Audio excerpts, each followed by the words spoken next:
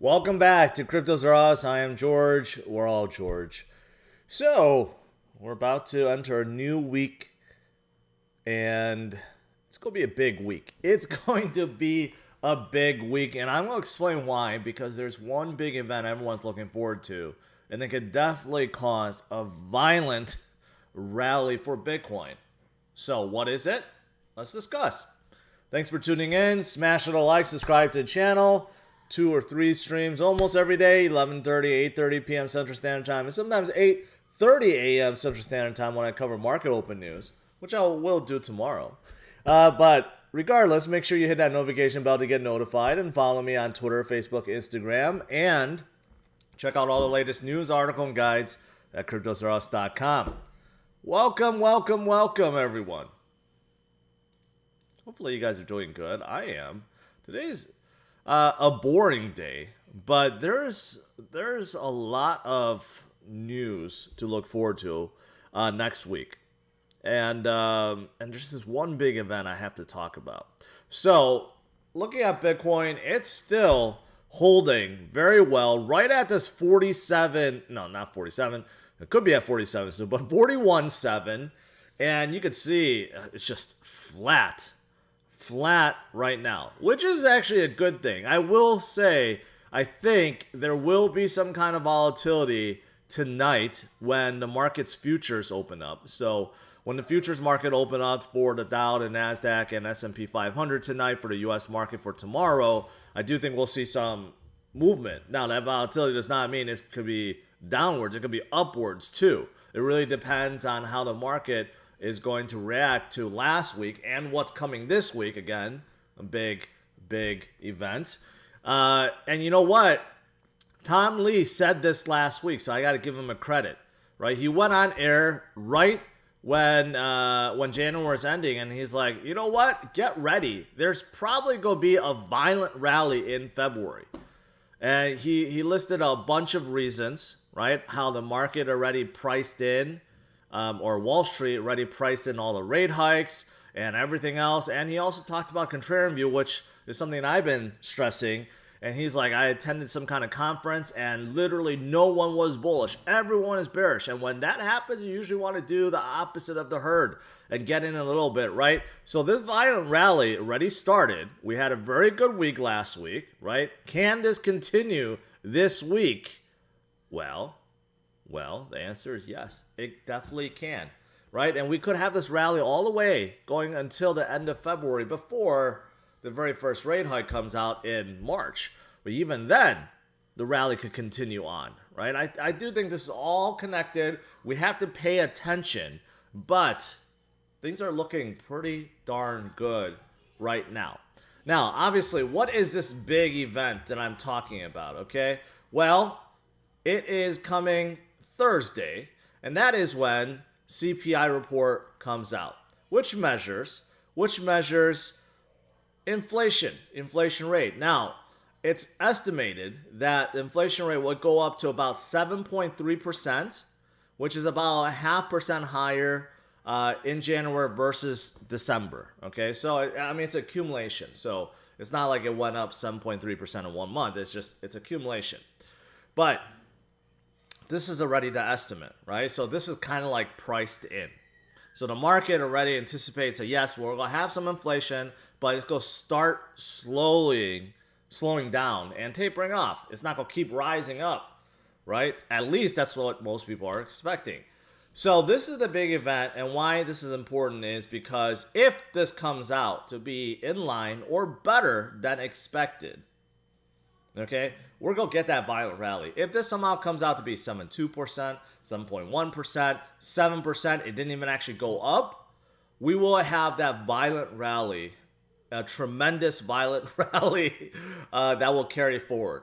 And if we happen to have something that's horrible, let's say it comes out to be 7.5%, 7.8%, 8%, okay, we're probably going to have the inverse. So this is definitely a big week. And the reason being is because all this talk about what Fed Chair Powell is going to do, all the rate hikes that will start in March and everything else, it depends on this number right here.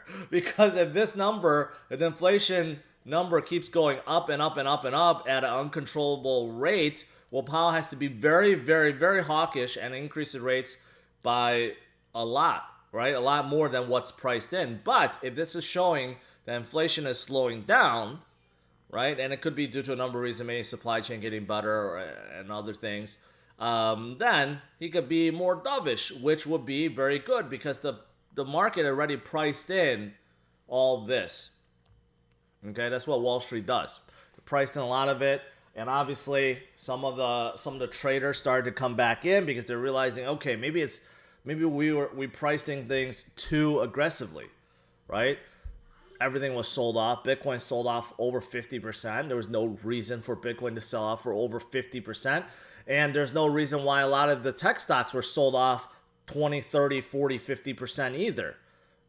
There was no reasoning other than fear. Right? So Wall Street is very reactive. So that's why a lot of this is priced in. And that's why we had this really good rally last week, because a lot of the tech sectors, or a lot of the companies within the tech sector had terrific earnings, gave great outlook, and then now traders are flocking back in, right? So the inflation is going to be the narrative for 2022. Okay? Obviously, this is going to be defining the market the entire year, starting with the very first rate hike that's coming in March. Is it 25 basis points or is it 50 basis points? There's like some kind of percentage now. I'm hearing people are saying that the chance to get a 50 basis point increase in March have increased to 30+%. I don't know who gives these percentages. And remember, 80% of statistics is no. What's that saying? Shoot, I forgot. It's that 80-20 rule. So probably like 80% of statistics is I don't know the saying. You guys know what I'm saying, right? But it's the 80-20 rule. So you have to take all statistics given with a grain of salt. Just like when I say 60% of the time, I'm right every time. You know, you got to take that with a grain of salt too. So that's what I'm saying. But anyways, this is the big news for this week, okay? So can the violent rally continue like what Tom Lee has predicted? Yes, it definitely can. We're seeing that money flow back in, the sectors that have been oversold, including Bitcoin, right? We're getting that money back in. The long-term holders are still holding, and I've been showing the fundamentals of Bitcoin in terms of addresses and hash rate and the number of Bitcoin or liquid supply of Bitcoin keeps going up. So long term, of course, Bitcoin is going to do just fine. It's fine. It will continue to move higher. And ultimately, battling inflation, everything I've been talking about short term, long term, the true way to battle against inflation is to hold an asset that doesn't depreciate like the dollar. And guess what? That happens to be Bitcoin, and many people believe that is the right way to do it, the best way to do it. Even, take a look at this, even Senator Ted Cruz just disclosed that he bought up to 50,000 Bitcoin. It's funny how when they disclose, they don't have to give the exact amount, they just give you like a range. But even Congressman Ted Cruz decided to load up on Bitcoin recently, right? And he's not the only one. There's a lot of people, a lot of Congress people that's also doing this, because what else are you go buy these days, right? You go buy gold, it's not going to go anywhere. It doesn't hedge against anything, right? So what else you go buy? You go buy Bitcoin. So long term, this is why people continue to flock to Bitcoin and continue to buy it. Same thing. Robert Kiyosaki says the Fed and Treasury are destroying the dollar. He's been saying this for decades. And he's not wrong. The dollar has deflated versus assets like Bitcoin for the last 10 years, right? And he's just saying this is only going to get worse. So what he's telling everyone to do is to buy assets like gold, silver, and Bitcoin. Fed and Treasury are destroying the dollar, sending billions of dollar savers and uninformed to financial hell. Go to financial heaven, save gold, silver, and Bitcoin. I like the last part, Bitcoin. Not so much gold and silver, but I understand because he grew up during a time when gold and silver has really, have gained a lot of popularity and started going up. But right now, it's definitely the age of Bitcoin. So long term, high inflation is only going to help Bitcoin. Short term, we'll see how the markets react this week to CPI numbers. Is it going to be in line? If it's in line or below, we're going to have a crazy market rally. If it's above or really above, that's when we're going to get some more volatility. I think that's going to happen. So we'll see come Thursday. But long term, the way to go is hold Bitcoin. All right, what else is there? Well, besides this big event, looking at the fear and greed index, I'm glad to see that the fear level has started to dissipate. So we're now finally at 37.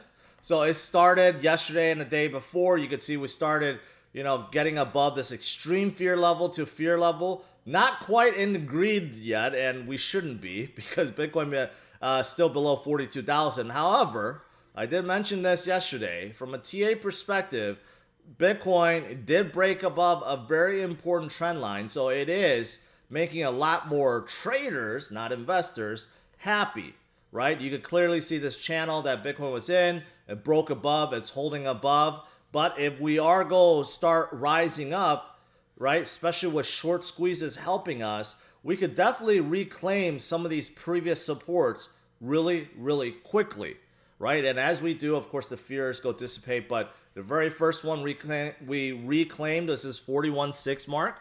You can see I drew a lot of lines as we started stair-stepping down. But the next one we need to reclaim is 45, 46.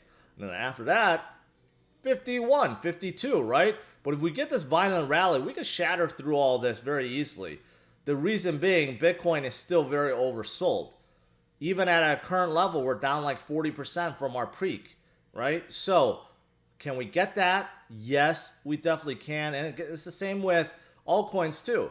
With the rest of the crypto market, you know what? It's just been decimated over the last few months, right?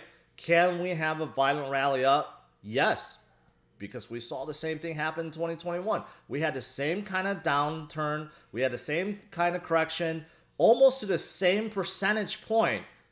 And yes, we recovered fully and actually formed a new high. So can we actually do the same thing? Yes, we can. This is why we stay in the game. This is why we don't panic and we need to have patience, because things, as fast as they move down, they can move up just as fast. We're not out of the woodwork yet. We're not completely in full rally mode. But I'm just saying, things could turn around really, really quickly. Just like this last week when Bitcoin was hovering in the low 30s and now we're in the 40s, right? Can we in another week see 50s? Who's to say we can't, right? So I'm glad to see fear level coming back up. And some of the other things I want to talk about, for example, here, Plan C. Yes, Plan C, not Plan B. Correlated the supply held by entities with over 1,000 Bitcoins. So obviously the whales, right? Hey, guess what? The whales started accumulating. These are ultra whales, by the way. 1,000 Bitcoin is ridiculous. But you can see the trend line here, right? Starting to accumulate. So obviously, yes, that's a good thing. That's a very good thing. And then also, this is another TA perspective from a 3-day MACD crossover perspective. Yes, it's already crossing over. So a lot of people that are looking at TA in terms of some of the bullish TA, a lot of them are starting to turn really, really bullish now. So that's also positive. And this is something else I've said before. You know how people bring up the death cross, right? And people bring up, oh, we formed a death cross. And I made this argument that, usually after a death cross, not usually, but many times, when you have a death cross, the market actually rallies shortly afterwards, because a death cross is using moving averages, and usually when you have a huge correction, right, you're already nearing the bottom and you're turning, and that's usually when the moving averages catch up and say you're at death cross, right? So again, very similar to what happened last year. When Bitcoin fell down 64 down to 28, you can see there's a death cross here, but shortly afterwards, about a month, Bitcoin started rallying up, right? And you could see that, yeah, we had a death cross over here, and we did go a little bit lower, but now it seems like Bitcoin wants to come up in the same manner, right? So, again, this is why, you know, I'm not the biggest TA guy. Sometimes it's useful, but you can't always rely on it 100%. I like looking at the fundamentals, which is great. It's great, and it continues to get better. All right, last few things. This is a really stockish picture. Reese Witherspoon posted on Twitter about hearing more about sustainable cryptocurrencies. And Charles Hoskinson, of course, chimes in and says, DM me, I will tell you everything you need to know. But besides him, a lot of other leaders responded to Reese Witherspoon. Actually quite amazing. A lot of projects really want to get themselves out there. So great. And then lastly, I did want to talk about this. A lot of people have been asking me. So I did have a 600K subscriber giveaway posted on CryptosRUs.com. I still do. I will be releasing the winners this coming week. A lot of people have been emailing me. Oh, did I win? Did you announce it? Don't worry. I will release this. There will be 5 winners, each winning $1,000 with a Bitcoin. So congratulations. And then also I'll be announcing this. I tweeted this last week. If anyone is interested in getting 2 free tickets to Bitcoin 22 this year, courtesy of ITrustCapital, make sure that you follow the rules and comment and retweet. This is on my Twitter, so I'll be releasing the winners for both of these next week. Maybe Monday night, something like that. So just want to give you guys an update. That's it. Now let's do some Q&A.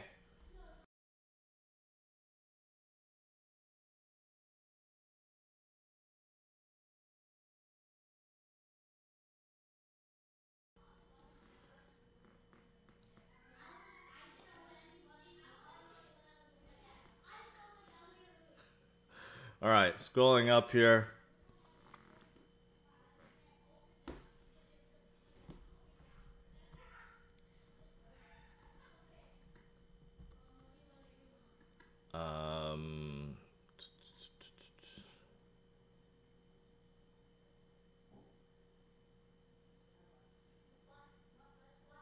Why is there so many arguments in live chat?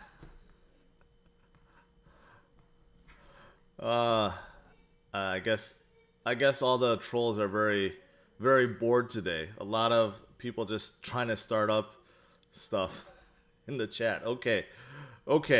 Let's see. Any real questions here? Can you show the site of your portfolio? It's just CMC. You're not gonna be able to see it, but it's right here in portfolio. Log in. If you want to see it, let me log in real quick.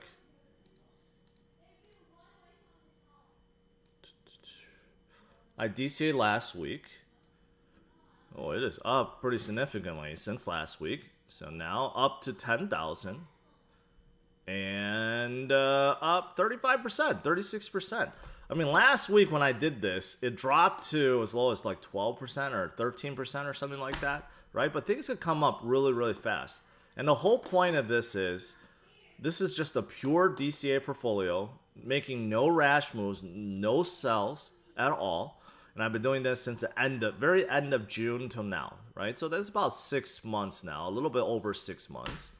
And despite all the volatility, it's still up 36%, right? So that's the whole point of this. And I'm going to keep doing this. I'm going to keep doing this, keep doing it for years and years and years to prove to you guys that DCA works. All you have to do is have patience, hold on to the right projects, and keep DCAing. And it doesn't have to be any set number. I've been doing $100 with you guys, right? You could do $50, you could do $20, you could do $1,000. It doesn't matter. The dollar amount really just depends on your income level. But yeah, it's just on CMC. Someone says Litecoin is digital silver. I guess it is, but why would you not buy digital gold over digital silver? That's the main question. Luke says a lot of gurus sold out because the trend was downwards. Yes, of course. You know, I commented on this before. You can't really blame people because, you know, they're just trying to preserve their wealth. And many made a tremendous amount in 2021. And now they're fearful because they never had this much money before and they're trying to protect it. But this is why I say however, when you make rash decisions based on emotions, it usually turns out wrong. I've done it so many times. I've done it over the last 20 years with stock market and last 4 or 5 years with crypto, right? Every time I fall for emotions, make rash decisions, I fail. And I've calculated, had I just done nothing in those situations, no matter how bad it got, had I just held on, I would have done better. So that's why I stress patience. Do you expect Bitcoin to go up or down in very near term? I think up, but we'll see what happens on Thursday. If the CPI numbers come back really, really badly, I think it's going to crash the equities market and probably pull Bitcoin down. But then again, some of the traders are starting to realize that Bitcoin is the way to go in terms of hedging against inflation. So we may get a surprise where even if the CPI numbers come out to be horrible, equities market go down, but Bitcoin does not. That is a real possibility too. I'm just throwing that out there. I still think it's more likely if the numbers are bad, meaning the inflation rate has gone higher than expected, then I think it's still more likely to go down. But like I said, there's no better hedge against inflation.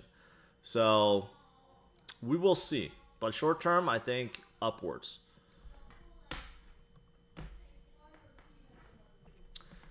Simple Green. Oh, before I get to Simple Green, hold on. What do you think about KDA supply? Looks like they inflate over crazy at 5-10 years. Goodbye right now. No, it will not inflate crazy over 5-10 years. They have a low circulating supply because they're following the same footsteps as Bitcoin. They're going to release more KDA to the miners over the next 120 years. That's why their circulating supply looks like that way. Because they're actually, if you like Bitcoin, you should actually like Kadena a lot. Because they're actually using proof of work. But they're using bonded proof of work where they can combine multiple chains to scale. But they're using the same consensus, proof of work, and you know what? They're making it so that miners are going to be rewarded for the next 120 years, just like Bitcoin. Do you think Torum and other SocialFi will continue to gain interest if they get the users? If they get the users. The thing is, a lot of them can't figure out how to get the users. No one is getting out of bed for 41K. Let's see how the market reacts. The volume is king. I agree with you except that first statement. I think a lot of people are getting out of bed for 41K. Otherwise, they will not be tuning in to watch me right now. So I agree with everything else you said, Zach, except that first part. Can you discuss Bitcoin and inflation hedge versus inflation and interest rates? Seems confusing as both sides are saying the same thing. I don't think what you're saying is true. Rising interest rates, okay? Okay, let's just break it down. Why does rising interest rates affect the market? Why does it cause Wall Street to sell off? Because rising interest rates means that it's going to be harder for companies to borrow, right? So, like for example, mortgages, they're going to go up, right? The low rates that we've been seeing, like 3%, 2%, 3%, it's going to start going 4-5%, right? The same thing with borrowing. Like if you want to borrow a commercial loan or some kind of loan, right? They're all going to go up. And it's going to make it so that there's less liquidity in the market. So that's number one. And less liquidity means that you can't do as much. And then also there's other things that go with it. The bond rates start going up.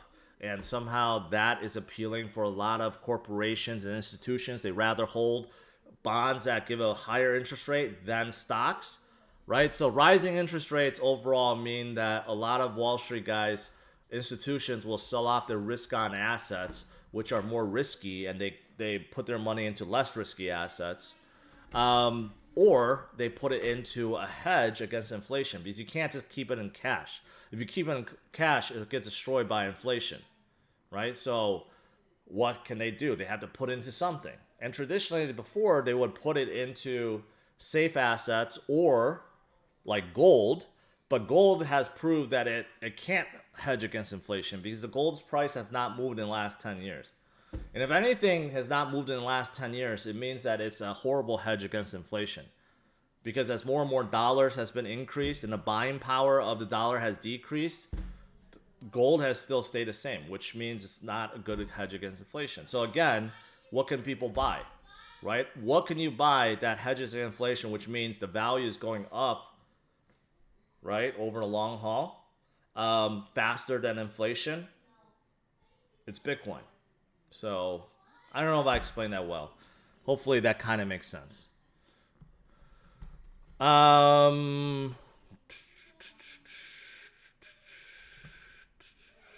else is there? Do you know who pumped Bitcoin? I did. I bought in. That's why. No, I've been buying in. I've been slowly DCAing for a long time. Yeah, I'm not going to talk about Midas. Too many people are shilling it. So that means someone else either talked about it or they're really trying to shill it. And when that happens, I'm not going to look at it. When do you think we'll be in crypto winter? I would argue we are in a correction, but not crypto winter. I think we need to see some kind of top event before we truly see crypto winter.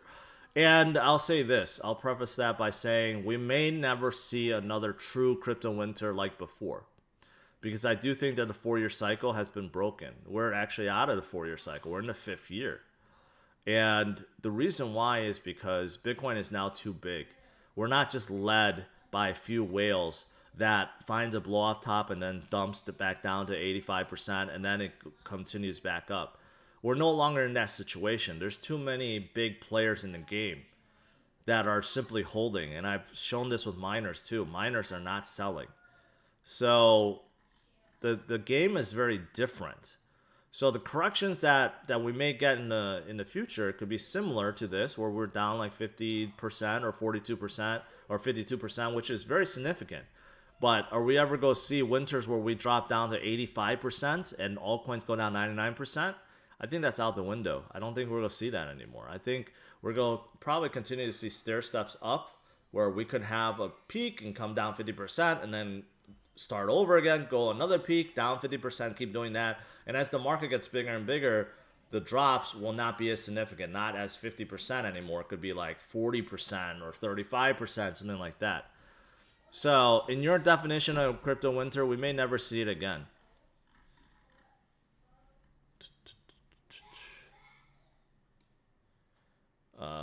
Let's see. You think we'll reset and set a support around 37K before going up? Double? No, I don't think so.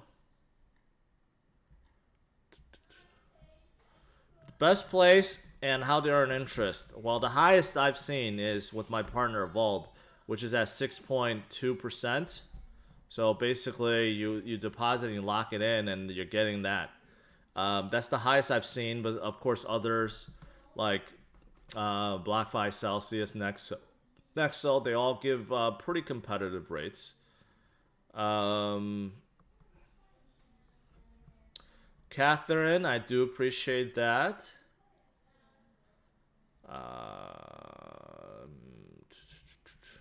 Do you think, Rocky asked, do you think as TVL goes up in ADA, more and more DEX deploying an ADA chain will surge ADA to $10 range? It'll eventually happen.